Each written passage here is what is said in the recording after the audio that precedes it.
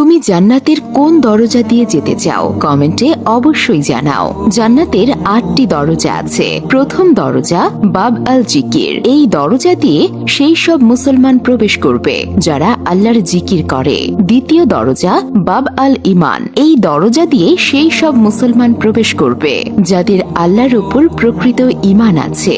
তৃতীয় দরজা বাব আল কাজিমিন। এই দরজা দিয়ে সেই সব মুসলমান প্রবেশ করবে যারা রাগকে নিয়ন্ত্রণ করতে পারে এবং অন্যদের ক্ষমা করে। চতুর্থ দরজা আল হজ। এই দরজা দিয়ে সেই সব মুসলমান প্রবেশ করবে যারা আল্লাহর সন্তুষ্টির জন্য হজ করেছে। পঞ্চম দরজা আল রায়ান। এই দরজা দিয়ে সেই সব মুসলমান প্রবেশ করবে যারা আল্লাহর জন্য রোজা রাখে।